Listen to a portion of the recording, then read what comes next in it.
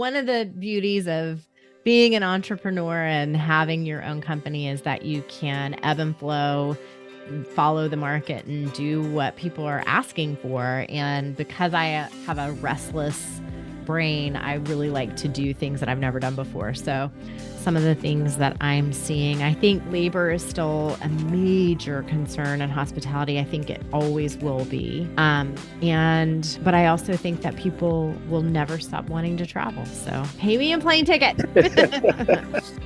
This is Pay Me in Plane Tickets. Enjoy.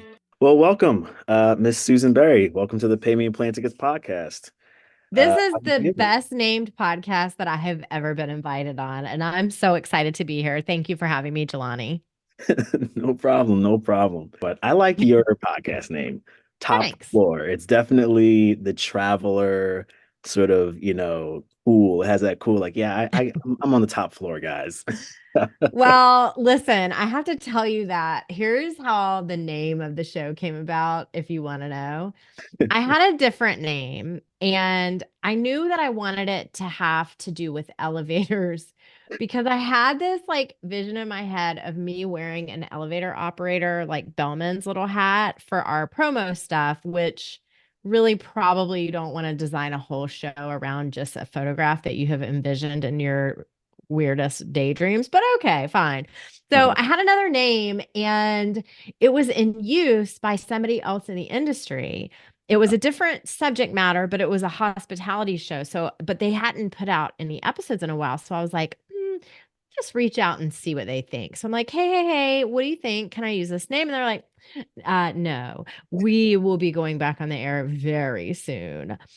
When I tell you that nary a single episode since that moment has come out, but it worked out great because Top Floor was an excellent choice. And the conceit of the show is that we're taking an elevator ride up to the top floor and having a conversation. So worked out great. Nice problem to have. It is a nice problem to have. No, it's a wonderful name. And so yeah, I guess the mystery of the previous possible name, we'll find out maybe one day whenever they relinquish it, you can kind of put an episode out with that name. That'll be my second show. We'll see. So I kind of want to start from the beginning because you have a very storied career in hospitality and also just in your involvement in the community and also in media. But I kind of want to start off pretty low key. Where do you hail from? Well, I am originally from Panama City, Florida, which is in the Panhandle, where for the elderly among us, MTV Spring Break used to be shot from. And I grew up there, went to school at FSU in Tallahassee, where I was an English major. And then while I was in Tallahassee and like all through school and stuff, I waited tables. So when I graduated, the restaurant where I was working, it was a big restaurant group in the city, for that city. They asked me if I would like to help run the catering division of the company. And I was like, yeah, sounds great.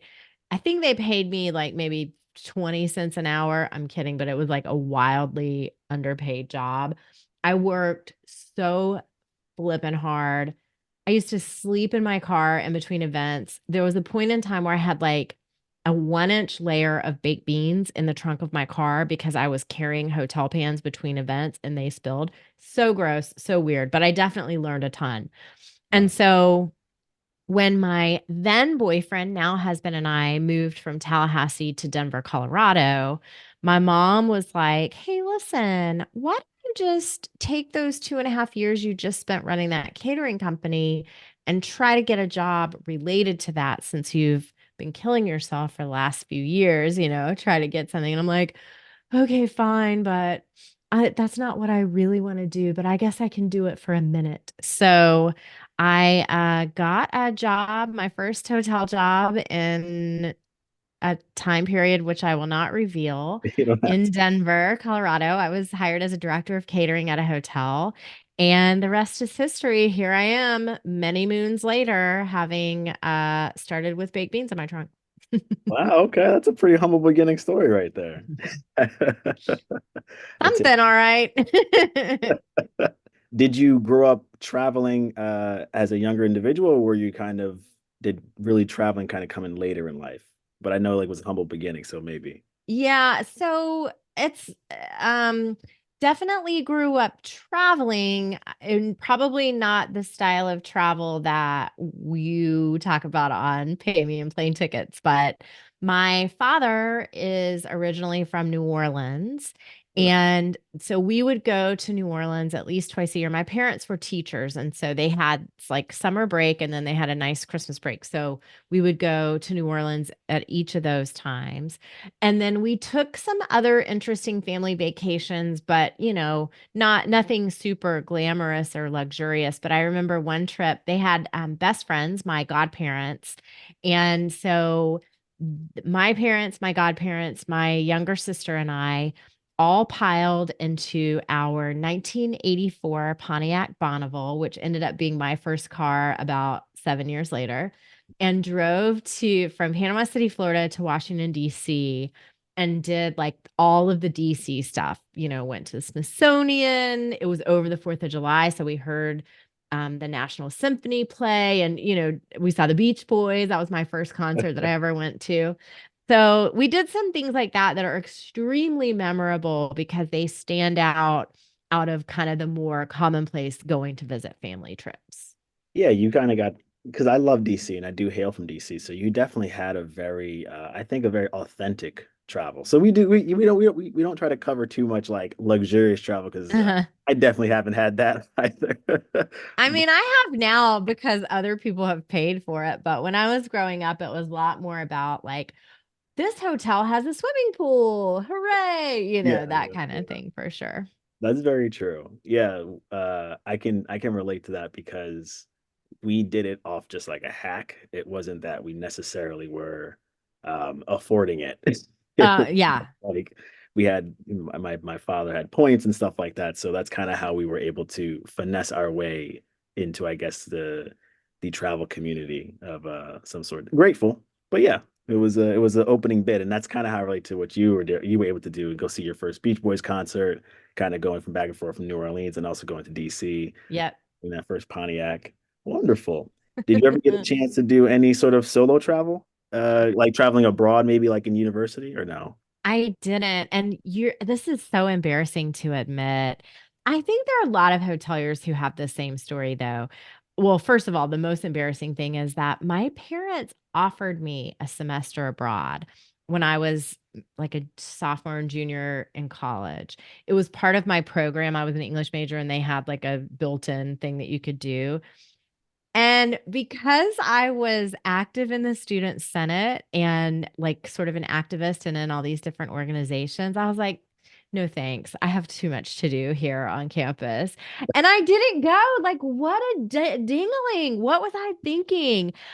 I took my first trip aside from going to Canada to Barcelona, Spain when I was well into my 30s, for sure. Mhm. That was a business trip, and so it was easy to afford. But I was talking to Christine Trippy, who is a hotel motivational speaker and a long-term hotelier like me, and we were talking about the fact that when you work in hotels, you can't leave.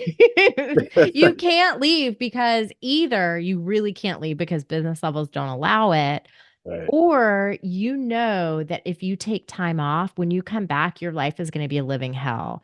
So there's a lot, or at least back in our day, right? I'm sure it's wonderful now and doesn't happen like that at all. Sure. But we talked about the fact that neither one of us did a ton of traveling during our hotel careers, even though we had hotel benefits Right. because you couldn't leave the hotel. It was crazy. So I've done much more of my adventuring since I started my company in 2009 for sure. Okay, so I understand. So basically, and it is ironic that most who work within a particular industry rarely get to take advantage of the benefits within that industry. And so for you being in hospitality, it's rare you were able to venture away from the hotel. Yeah, and it's see super where we weird, were. right?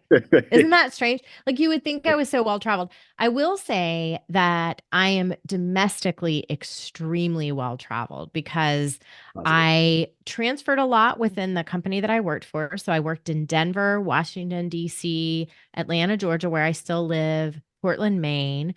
And then I did a ton of interesting business trips to conferences and see clients and do things like that. So while I'm not internationally hugely well traveled, although I'm working on it now. I am so close to having been to all 50 states. I think I have 9 left, and I'm really chipping away at it. So, there that was a benefit of the hotel business for sure. No, I mean, that's a huge accomplishment. I mean, most Americans who probably travel a lot can't even say they've been to nearly as many st US states as you have. Well, and honestly, I started it as a quest a few years ago because I realized I'm like, wait a minute, I've been a lot of places and like seen a lot of really cool things in the States. And Yeah. then I know you're a big solo traveler. I got to go on this trip last summer with a company called Cherish Tours to Alaska. And that was like one of the states that I thought was going to be so hard to cross off the list. And Cherish is so cool. I mean, this not an ad, not sponsored. However, they're just a cool company. It's a cool plug. They, I mean, I hope this is okay if I say this, but No, you're they good. put together organized trips for solo women travelers to encourage women to do solo travel, but they put some parameters around it so that you can go to places that might feel a little intimidating, like Alaska. They're going to Turkey soon. Like they go to really interesting destinations.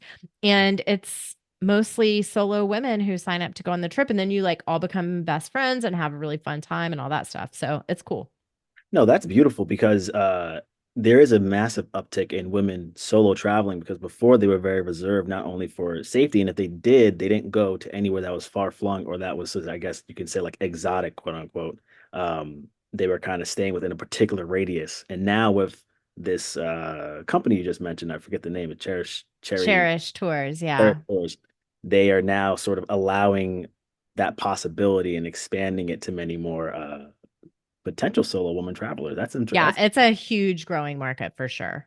oh yeah, no, most definitely. And then so basically you did a lot of domestic travel and congrats you were able to go to Alaska. That is on my bucket list too. Oh, you have to go. It's so fun. It's really cool. Now, did you like go to Portland first and then you took like a cruise up to Alaska or you flew straight to Anchorage? Nope, we flew to Anchorage and then we were in Anchorage for a few days. We went up to a place called Girdwood, I think is in the sort of mountains. Yeah. And did some stuff there and then went back to Anchorage. It was a planned itinerary, Oh, so we followed that tour. But I always thought like everyone talks about going on a cruise to Alaska, so I was like, okay, maybe I'll do that one day. I loved the way we did it. We hiked a glacier. oh. Never need to do that again. We went on a really cool boat trip and we got to see orcas and humpback whales and all kinds of stuff. It was awesome. It was so much fun. I love to hear it. No, there's a lot of things that that I've heard great things about Alaska. So you are preaching to the choir here. Good. Let me So know when you go. yeah, no, definitely I'm going to seek out that itinerary that you had and see if I can do it. And I'm probably gonna bypass the cruise option. I do just want to fly there and sort of be on the land and be within the Anchorage folk. But I'm gonna pick a very forgiving month, nothing where it's Be careful. We went in June and it was so cold. really, It was unseasonably cold. I mean, everyone was like, huh, this is crazy. It's real cold. But here's the other thing about Alaska that you have to remember. It's daylight yeah, 20 hours a day in the summertime. So even if you're going to avoid the cold, you're in this twilight zone where it's like 11 p.m. and you feel like it's the middle of the afternoon. You're like, oh, I guess maybe I need to sleep at some point. Cool. Okay. It's like another world. yeah, Totally worth going to. that sounds like it reminds me of Iceland, where I wasn't there for like I guess the near 24-hour daylight. But Hmm. when I did go in April, I was expecting to, I had a full, real thick coat. I had bought like some $200 coat because I heard, the weather is very unforgiving there. And actually it was quite comfortable. I didn't need the coat actually. So Oh, wow. That's interesting. I haven't been there yet, but it's definitely on my list. yeah. Did Okay. you see Northern Lights? No, because I went in April. So I was like, because in Okay. Northern Lights, you have to go there, they said like November to like January where it's really pitch black dark and like Oh. the there's not many storms or stuff going around, like the clouds would be very clear. And so I was going to do it then, and then I thought about it and said, no, because that was my first solo trip. I said, let me not make that the first one. Let me do it Hmm. later at a later time when it's a little bit easier. Gotcha. Gotcha. That's Gotcha. why I kind of was like, yeah, no. But for Alaska, I was gonna pick June. Now you have me nervous about June.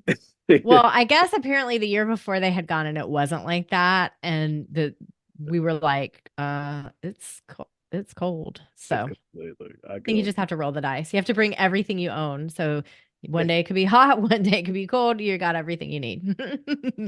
Very true. All right, I'll definitely pack the closet here. I want to then get back to sort of, uh, I know that originally your original entrepreneurship plan was be in catering, kind of figuring that business, but then you just sort of had to sort of jump into hospitality. Was hospitality, did it become the plan for you? Like after you were marinating into it, or did you then say, kind of went back to your mom and say, you know what, I'm definitely gonna go back on the catering thing. Like I'm out of No, okay, so here's the thing. Catering was not the plan. Catering was a big girl job to have while I figured out what I wanted to do because it was not catering. I just did that because they offered me the job and I'm like, okay, sounds good, whatever you say. And uh, then that was a very easy segue into hotels because most full service hotels have catering departments. So I was like, oh, no brainer. That makes sense. What happened, and you know, I think this happens to a lot of people. Two things happened. The first was that the hotel business is really fun. I mean, it's just fun, you know? It's great people, great, like so much to learn, and it's so interesting. But the other thing is that it is easy to move up quickly in the hotel business. And that's what happened. I kept getting promoted. So it was like, well, I kept having something new to chase that kept me engaged and excited. And what I ended up doing, I worked for the same company for my whole hotel career for Starwood Hotels and Resorts, which was acquired by Marriott long after I left. Not that long, but pretty long. Um, but what I ended up doing was opening new build hotels. And in those days for that company, new hotels, the first employee was always the director of sales and marketing, which is the job that I ultimately had. And the reason for that is that, if you have like a hole in the dirt, there's nothing for a housekeeper to do. There's nothing for you. The director of sales and marketing could basically do enough of all of the positions while you were waiting for the hotel to get built. And for me, that was a perfect job because I got to continue learning all different kinds of things. I got to be the GM, director of HR, finance, all finance, all that stuff. And I learned so much about all those things, but I also had a tremendous amount of autonomy because nobody else was there. And then as those positions got hired, some of my responsibility would get stripped away and the autonomy would get stripped away. And while it is very fun and exciting to open a hotel and to run a hotel that's open for a while, it becomes a little bit of the same old after a time. And so I opened a Westin in the Washington, D.C. area and then a W here in Atlanta where I still live. And did those two in pretty rapid succession. And so after that, I was like, I think it's time to try something else. There was another sort of dynamic at play, which is that this was at the height of the housing and financial crisis. okay. So 2009 is when that W opened. And it's kind of hard to explain to people now because it seems crazy, but let me tell you, back in my day, it's true though. We'll believe you. So, you know, there was a lot of emphasis put on staying with the same company, making progressive moves up the ladder, you know, getting the respect of your higher ups and all that stuff. And people were sort of looked down upon if they jumped around from company to company. Now I know it's because that's the only way you could get more money, so of course people were moving from company to company, but at the time you are sort of brought up to think like, I'm going to stay here, I'm going to do a good job, I'm going to prove myself, and I'll keep getting promoted and promoted and promoted. So I'm saying all this to say that in the context of 2009, all of a sudden people were doing things that were not that. They were working for startups and becoming freelancers and trying new things. And I thought, well, if I'm going to start a company, now's a good time to do it because everyone's getting laid off. Everyone's doing weird stuff. So if I fail, nobody's going to hold it against me and think like, what a lunatic, because everyone's going through that right now. Understood.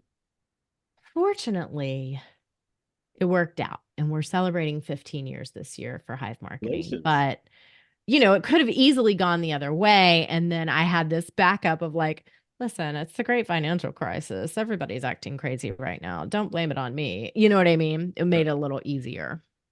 Okay. So the time, just to give a little bit of context for, so there's people who travel, they go to the hotels, they all they see is just like the glitz and the glamour, right? But Hmm. you're like kind of in the weeds and the groundwork. What's Oh, it's very glamorous. the Mm.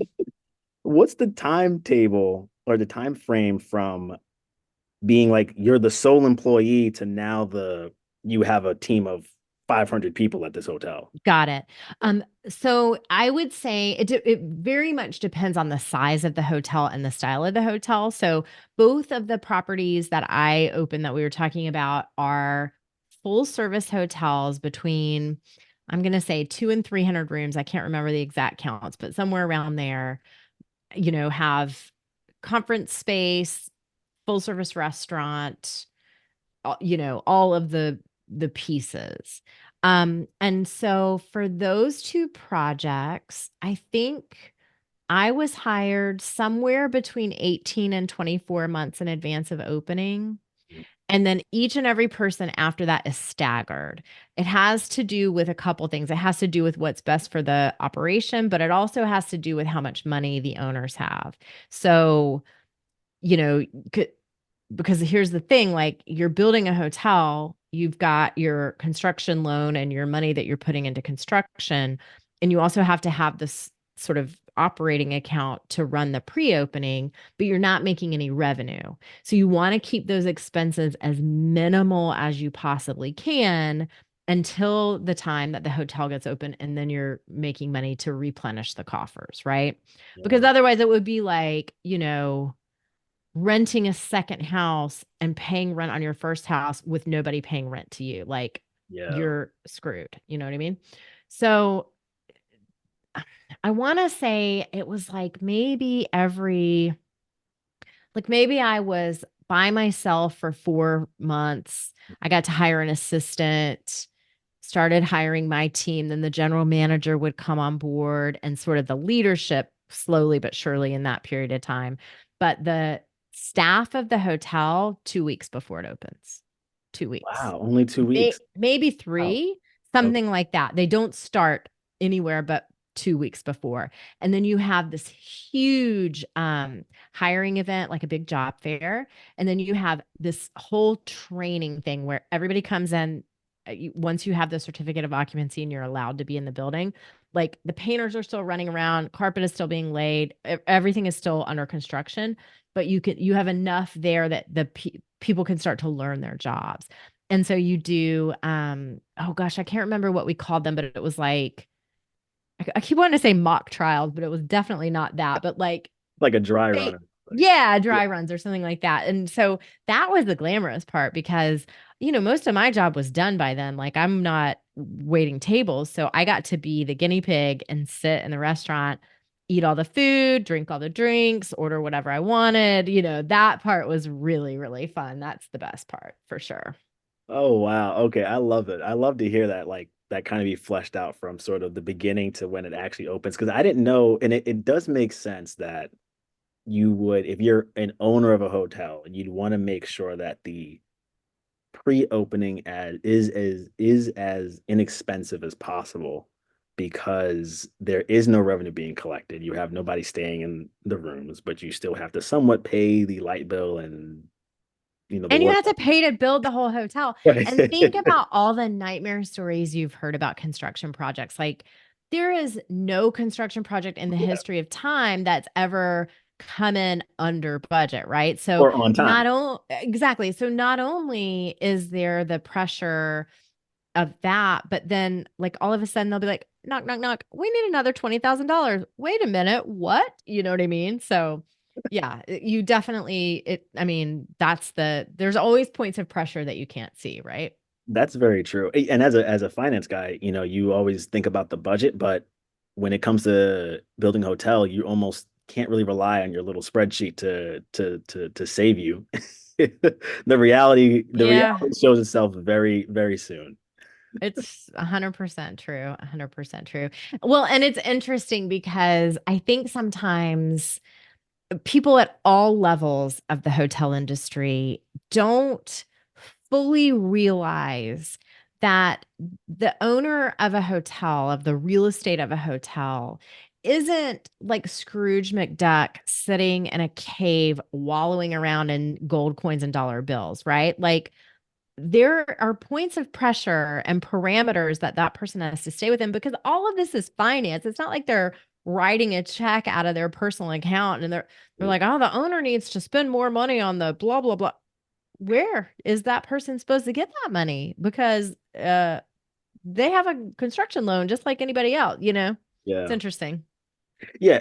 Does it still hold true that the I learned this a little while back ago, and I want to know if it still kind of holds true, but a hotel is made up of three different parts. You have the real estate owner of the hotel, then you have the management of the hotel, like the management company, and then you have the sort of brand name or the licensing of that hotel. And sometimes That's the licensing and the management can be the same, but it's But not. not usually. Yes, that's Yeah, yeah. exactly right. It's really funny, I think, and I have a whole episode of Top Floor about that because that is like a behind the curtain hidden piece of information that most people don't know. I remember at the beginning of the pandemic, people were flipping out about their local Marriott getting PPP money, not realizing that it's not Marriott, the company, that was getting the PPP money. It's like a Bob and Sue Berry getting the PPP money because most hotels are owned by individuals.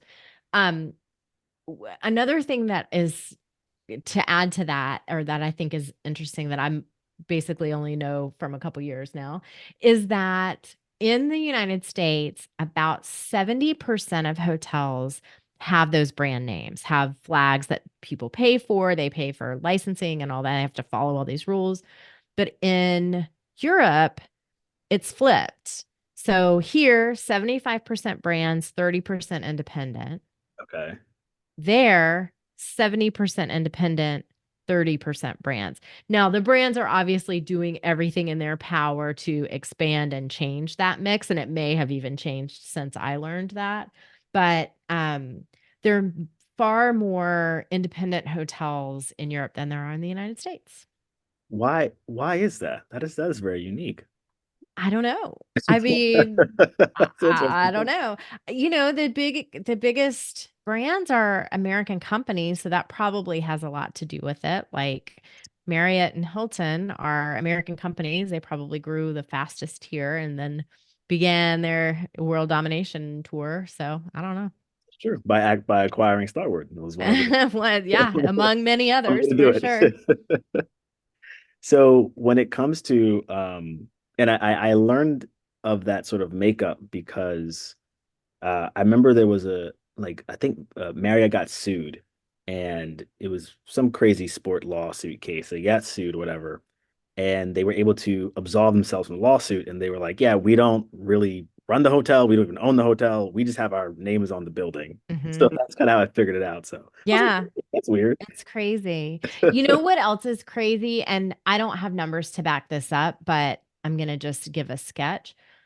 this may not be true of, for example, Marriott now, but oftentimes companies with co-branded credit cards that Yeah. are tied to their loyalty programs, like airlines, for example, and maybe hotels, make more money from their credit cards than they do from running the hotels. Oh, that is a fact. I know that for airlines, they make a ton more money off the loyalty program that they own and operate than they do actually from operating a flight. I mean, I'm talking about the credit card fees, like Oh, just just the the fees cards. themselves. Oh, wow. Yes. Yeah. Yeah, I think the loyalty programs are the major piece of value in those big companies, but I mean the credit card business itself, like a co-branded American Express card. That business, I don't know if that's true for hotels. I know it's true for some airlines. That's wild to me. It would not shock me on either front. Uh-huh. Believe it because I believe that yeah it's a cheaper way to it's a faster way to make money and it's a cheaper way to operate it so Mhm. they're Well, definitely and I mean, but I guess the point I'm trying to make is like all of this business information that's a secret. Like nobody knows that XYZ airline is really a credit card company and not an airline, or, their yeah flights yeah are incidental to their credit card business or whatever. It's crazy to me. it's insane Yeah.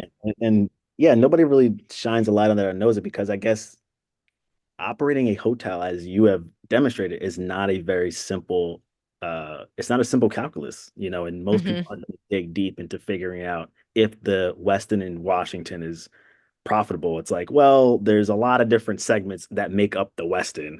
So to really say it's profitable, we have to look at everything that's Yeah. going on in The here. one interesting thing is my most of my career, it was maybe not before, but most of the hotels I worked at for Starwood were owned by Starwood, managed by Starwood, and Starwood branded. That started to change toward the end of my tenure with that company. And we would have my last two hotels had separate owners, but they were still managed by Starwood and branded Starwood. Now that would never or very rarely be the case that, Hilton runs Hiltons. It's very unusual. That's true. I think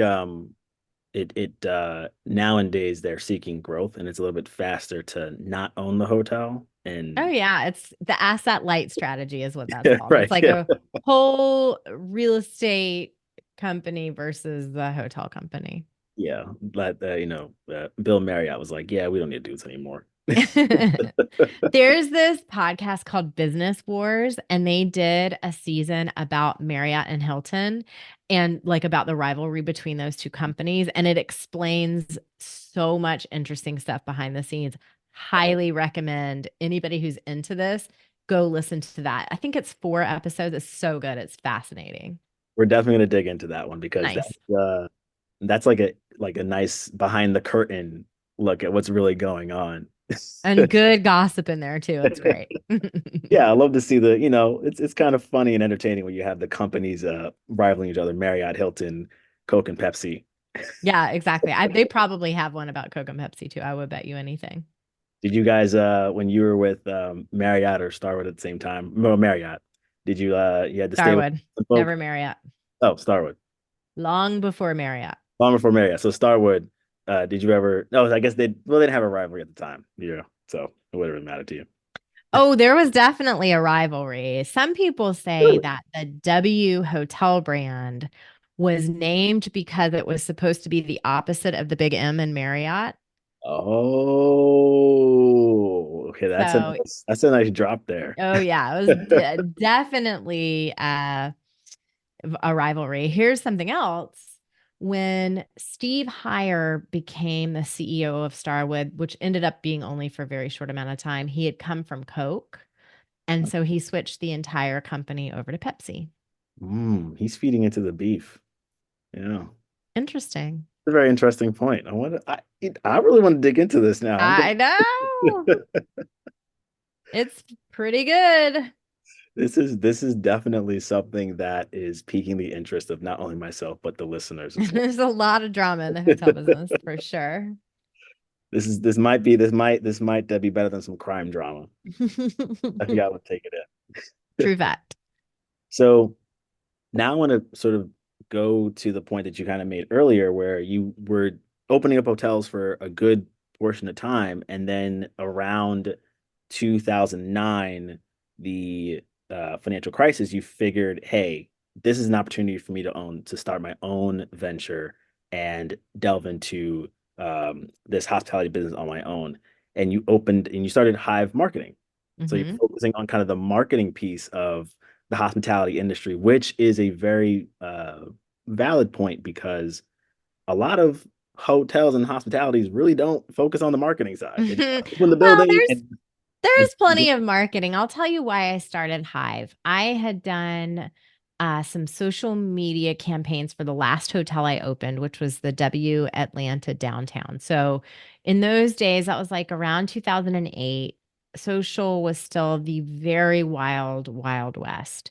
I don't think business pages even existed on Facebook yet. Like it was that kind of thing. Twitter was very new. And I did a campaign and it worked out really well. So I thought, well, I'm a social media genius. Let me do this for other hotels. So I started the company to do social for hotels. I was far too early. No hotel had any trust or belief in the idea that social media was anything more than a passing phase, something for children, like not anything that an adult grown business. Can you even imagine a time like this? Like yeah, they it didn't believe really was. it. And so I, did what I could to get business and I had clients, but I had to evolve and pivot my company and do what people were willing to pay for. And that was not always social media. So I kind of followed the market and did all kinds of different projects, consulting projects. I did some task force work at hotels around the country, which was really fun. I got to work in all kinds of different hotels and that's how I got my count on my states up. Got And then ultimately the evolution landed where we are now, which is that we do business to business marketing and commercial strategy for the hospitality industry. So instead of helping hotels attract guests or travelers, we help hospitality companies market to each other, I which is quite a niche. I don't know of a whole lot of other people a lot other companies who do that, but it's a really good fit for us. I still will occasionally take on some individual hotel projects to make sure I still know what's going on. But for the most part, we're working on the B2B side. Okay, so you're strictly sticking with B2B in terms of marketing hospitality companies to each other. So Mhm. is this kind of business traveling, business market itself? Nope. No, it's more along the lines of this. So say we talked about the management company versus the owner versus the brand. If I'm a management company and my bread and butter comes from convincing owners to hire me to operate their real estate for them, I do the marketing for that, Oh, I see. Okay, that the actually. positioning to help that. Or say you are a vendor and you have decided to expand into the hospitality vertical. Mhm. You don't know yet that there's a brand, an owner, and a management company. You need someone to help with your marketing strategy who can completely navigate through all of the different stakeholders in hospitality. Then we get hired for that kind of stuff. Oh, well, that's very genius because the management companies probably don't have time to sort of market themselves or attract those type of that clientele. Yeah, it's a very unique specialization for sure. Well, the smart money would say, stay right there where it's very unique. We'll see. One of the beauties of being an entrepreneur and having your own company is that you can ebb and flow, follow the market, and do what people are asking for. And because I have a restless brain, I really like to do things that I've never done before. So, I'm just going to keep on doing what people are interested in paying for. That's amazing. And have you noticed any major pivots given I guess now in the current state of the travel market, the hospitality market, Mm, or the it's same? a little bit hard to say from where I sit. I think that in the hotel business, people feel optimistic that we have recovered from the pandemic. So rates, occupancy levels, and RevPAR have come back from the beating that we took over the pandemic. There were some particularly strong pops in demand over the last couple of years for leisure destinations because there was pent up angst and desire to get the heck out of the house and go. And that is beginning to level out. And so I think, it's just like when I'm going to use Amazon because they're the 80,000 pound gorilla. But when Amazon during the pandemic was so busy, they were hiring bazillions and bazillions of people. And then all of a sudden they're like, oh, wait, the demand that we experienced during the pandemic is not the same when people can actually go shop on their own and they had to let people go. It's similar to that. Like it's just a leveling off, like a readjustment. So that's happening. And then something that I consider myself nominal a little bit of an expert on, not a huge expert on, so take this with a grain of salt, is the transactions market, and that is like the buying and selling of hotels, trading of hotels. And that has been there's been a dampening or a softening on that side because of interest rates, because of course for so long debt was free. Pretty And much. I think, bless their hearts, that people were waiting for it to become free again when obviously that's never going to happen. That was not a state of reality. That was an unusual situation to be in. So, my sense is that people are now starting to like get it that, oh, wait, we can't wait until interest rates are 0% again to start trading because if we do, we'll never have any more transactions. And what is the point of us being here if we don't?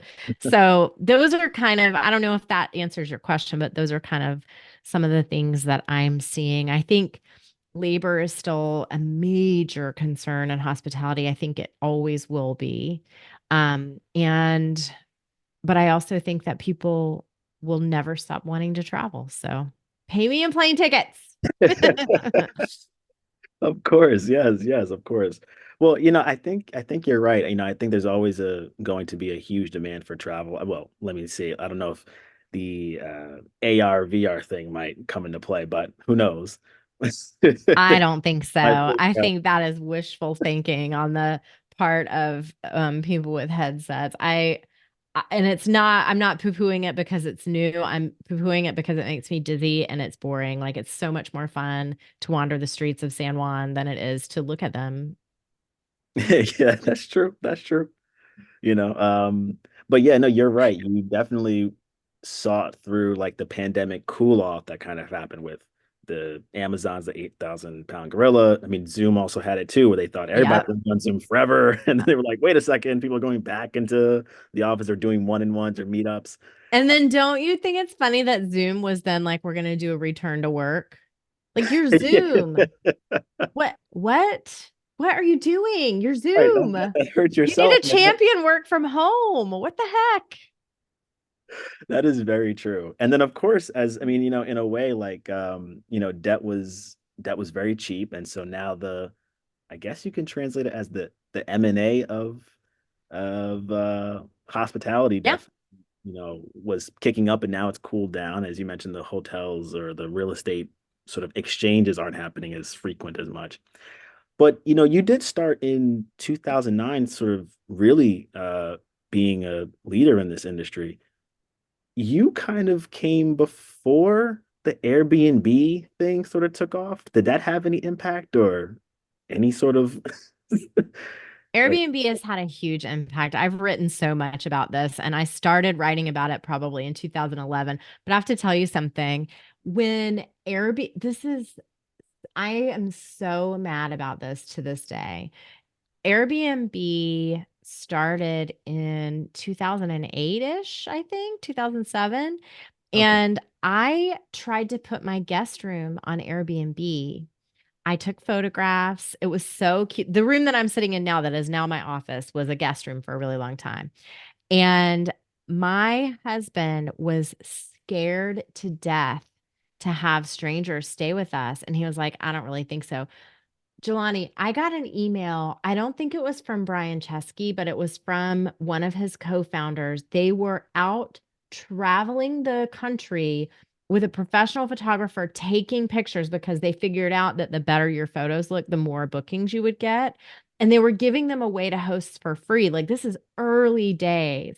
And I got a little email and they're like, hey, can we come take pictures of your guest room that you have? And we didn't do it because my husband was afraid that we would get murdered in our sleep. Can you imagine? What in the world? That is not an answer to your question, just a story that I wanted to get Love out the story. there. Yeah. Here's some stuff about Airbnb that I will tell you, and particularly as it applies to hotels. First of all, the hotel industry spent, oh, I'm going to get feisty when I start talking about this too, spent 9 years at least, if not more, pretending that the guest for an Airbnb or vacation rental or short term rental was a different traveler than a traveler for a hotel. That is utter nonsense. Mhm. Now, purpose of visit, the reason that you're going to whatever type of lodging, that has a lot to do with whether you choose a short-term rental or a hotel. But it's not the person, it's the purpose of visit. So hotel companies got so behind pretending that this was not a thing, not our customer, not our guest, not something for us to worry about having blinders on. And that was stupid. I wish I could think of a diplomatic way to say it, but that was just dumb. I think it's Come a on, perfect y'all. word, honestly. So that's number one. Number two, this is a little bit hard to explain fastly in a conversational way, but I'll do my best. Short term rental inventory is elastic, meaning if the Super Bowl comes, a lot more people put their property on a platform like Airbnb or Vrbo than on a random Tuesday night. And so, what hotels experience that I still don't think they acknowledge or adjust for is something that I call the Airbnb effect. And what that is inventory for Airbnb, as you get closer to a high demand date, grows and grows and grows and grows. More people are like, oh, hell yeah, I want to make $800 a night. Let's do it. And meanwhile, hotels have a further out booking window. As the date approaches, more and more and more people cancel for hotels and go to stay in short term rentals because there's more inventory, so it's less expensive. So all of a sudden, there's this giant sucking sound. You think, oh, we're going to be sold out on the night of the Super Bowl or whatever the case may be. And suddenly, there's tons of additional inventory competing with your hotel. Obviously, I feel very strongly about this. I don't know if I did a good job of explaining what I mean. Did that make sense? That made perfect sense because basically, and if I reiterate this properly, because of the higher Airbnb inventory, there should be some sort of metric showing the hotels that, hey, you're losing, there's a risk you're going to lose a lot more than you anticipated because there's just more homes than there are hotel rooms at a Well, and because of particular the high demand, timing. So high you demand point. Yeah. you can be full, let's say 3 weeks in advance. That's maybe not a good example. Let's say 6 weeks in advance. You can be full. Your hotel, you're gonna, or signs point to you're gonna be sold out. As you get closer to the date, more people list their homes on Airbnb. So these people who have already booked a hotel because they're trying to get the best deal start looking around and they're like, oh, wait a minute, look at all this extra stuff. It's crazy. Yeah. Listen, there is room for every type of lodging. I am a huge user of vacation rentals and short term rentals. What makes me crazy about this is when I hear hotel commercial strategy and revenue strategists say, it's not our customer. That doesn't really impact us. Oh, that doesn't have an effect on us at all. Mhm. Incorrect. Absolutely wrong. To a person, 100% wrong. Very true. You were so right because I do recall listening to a few different presidents and leaders of these various different, hotel groups, and they would all say the same thing. Oh, that's not really our customer. We don't really delve into that pool. Like that's for the kids over there. We That's have like an ostrich putting their head in the sand. Are you joking? and this Airbnb just kept getting bigger and bigger and bigger. They were like, it's not a big Hmm. deal. So Have you seen the Hilton campaign? They have a really good campaign. It's called For the Stay, and it's basically there are a couple of spots that are like talking about how if you stay in a vacation rental, they ask you to like mow the grass and take the garbage out and do the laundry. I think they're hilarious. But what I would do if I were Hilton is start a vacation rental division instead of just pointing out what's wrong with vacation rentals because everybody knows it and people still stay at vacation rentals. You know what I mean?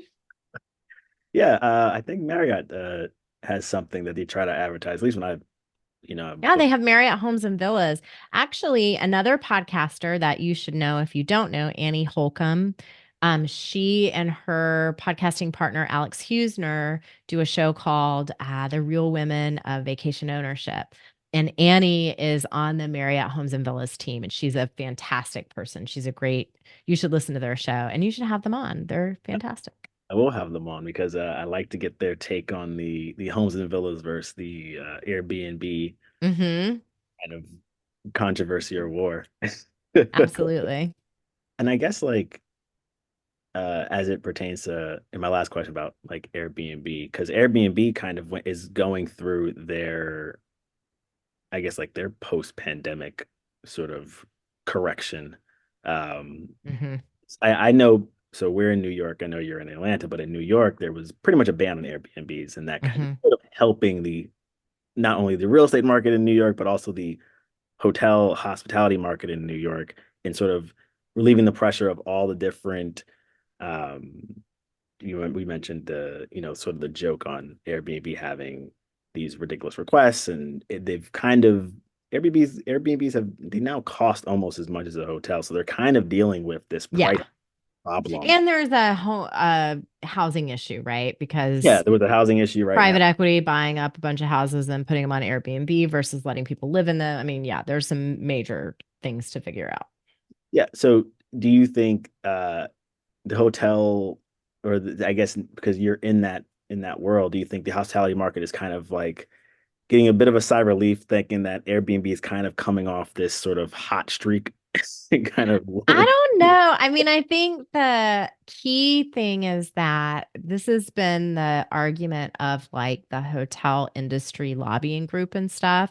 And I think it's fair. And it is that there should just be a level playing field. So if you're going to run a lodging business that's in your house, then you should have to meet the same fire and life safety requirements that a hotel does in a hotel building. Fair. I think that's fair. I think a level playing field is fair. You should have to pay the same lodging tax, bed tax, those kinds of things. Um, and I think I don't think that a lot of municipalities are moving in that direction, but I don't think that it's a level playing field yet. So, Yeah, fair enough. So now I want to get into what sort of inspired you to get into media and starting Top Floor podcasts. well, I had started a show with a friend, and he ended up having to put the brakes on that project because he got a full-time job and he didn't have enough time. But I knew that I loved the medium. So I like had it on my whiteboard forever and thought about it for a really long time and ultimately connected with a hospitality podcast network. They invited me to do a show, launched the show. The podcast network dissolved, but I kept going. And here we are, like more than 2.5 years later. It's the absolute love of my life. Like so much fun. I wish I could just do this. And no offense to my clients, but like this is fun, fun, fun, fun, all the time fun. I love it. I love to hear it. Yeah, no, podcasting is funny. Your podcast is definitely an enjoyment. And so, yeah, I do want to extend a sense of gratitude to your hard work in managing. You. Well, I owe everything on my show to Jonathan Albano, who is the producer, sound engineer, and editor of the show. He also wrote and performed the theme music and had his daughter Cameron sing Top Floor in it. He is the reason that my show is any good. 100%. It's on him. Beautiful. And I'm very sure it also allows you to connect to industry leaders and those in the hospitality business in a different way than more than a more business professional setting. You A kind of get. hundred percent. And it just like lets me figure stuff out. If I'm curious about something or want to know how it works, I'm just interested in everything. I think that's such a beautiful part about this industry that once you think you know everything, hold my beer because you don't know everything. There's always something new to learn. There's always new things coming along and being invented and all that stuff. It's great. Beautiful, beautiful. Okay, I know that we are almost at time. So on our show, we have these quick little pay me and plain questions, kind of throw you off guard, hopefully, or kind of get you to think a little bit differently. Great. Let me know when you're ready. Okay. All right, so first one is a pretty obvious one. If you were to be paid in plane tickets, which airline are you choosing? Delta, 100%. I mean, I live in Atlanta. What did you Well, that think I makes was going to sense. say? That does make perfect sense. Are you staying at an Airbnb or hotel?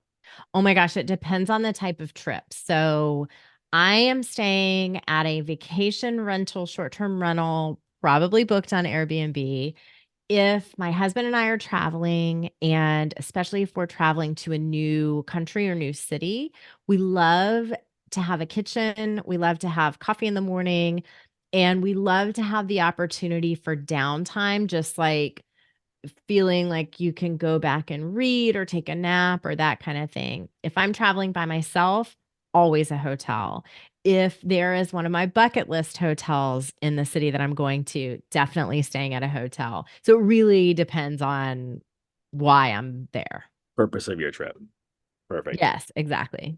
Do you use a travel credit card or debit card for points? I don't know how to answer that question. I am very disorganized about like travel and point hacking. We're working on it. We're trying to get better at it.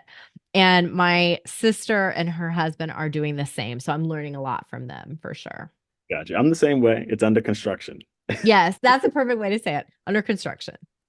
All right, we talked about some good things about travel, especially a little bit of your early travels and everything. But do you have a traveling pet peeve? How much time do you have? Okay, here's my airplane pet peeves. If you're Uh, sitting in the middle seat, you get both armrests. Period. The end. You get both. It doesn't matter. It doesn't matter. okay, Both. Go to the middle seat. That is fair. Do not stand up until it is your turn to get off the plane. glad Thank you heard that. you. All right. All the best. And I feel like there's another one for planes, but it's not coming straight to mind. But those are the things that like eat at my soul. Like, how do people not know this? What is happening? So that's that. And then just from a personal perspective, I'm a pretty big fan of routine. And so travel always obviously knocks me out of my routine, and I don't love that. Oh, okay. That's interesting. I mean, This that was sounds like wrong. spoken like a true old lady, right? But it's true. No, no, no, no, no. I definitely am on board with a lot that you said. I think it's and we've heard another person mention the standing up as the plane is just landing. That Oh God, it makes me furious. I you are punch a not alone. wall. When you travel, is it a carry-on or check bag? Carry on. I when I traveled for business a ton, I used to do like 150, 200 nights a year. That was a different story. But now that most of my travel is for pleasure and for leisure, absolutely carry on. Wonderful. Window, aisle, or dare I say middle seat? What are you choosing? Aisle. Yeah, I Yes, I'm short, so it really doesn't bother me to be in any of the seats, but I hate disturbing the other people in my row. And so if I'm on the aisle and I need to get up, I know that I'm not gonna like get on people's nerves. I'm with you, IL gang. Okay. One location if you had to travel for the rest of your life, where are you going? Jelani, how can you ask me this question? That is impossible to answer. Okay, can I say two? I'm cheating. I'm gonna say two. One is Florence and Tuscany in Italy. That's my like favorite place that I have been of all of the places I've been. And then most recently, I went to San Juan in Puerto Rico. I loved that. I didn't get to stay long enough, and I will definitely be back. That was a wonderful trip. Beautiful. Those are some nice places. You really picked some good ones. Last one. Where is your next trip? I don't know. I don't know the answer to that. I have a couple of business trips coming up. We're trying to figure out a place to go before it gets too hot in the summer. And then we are almost definitely going to Tokyo in the fall. So I'll say Tokyo for my final answer. Final one. Okay. Well, and that's a beautiful way to round out the year too. Yes. Susan, it was so wonderful having you on. Please understand I'm very honored to have you on. It was great to hear your story, your knowledge. We were able to like spitball a little bit and learning a little bit more than I kind of knew, but I'm figuring it out. Awesome. Well, I am so thrilled to be here. Thanks for having me. And congratulations on being named to, is it top 40 It was like, podcasts in yeah, hospitality? it was like top 25 of like brand new podcasts that were on the scene. Excellent. Well, I salute you and congratulate you. Congratulations to you being on the list as well. So definitely, we're in the same pool. Awesome. I love it. Well, it's been amazing and so much fun. Thank you. Thank you. All right, you have the rest of the day. Go enjoy it. Take in Atlanta for us. I will.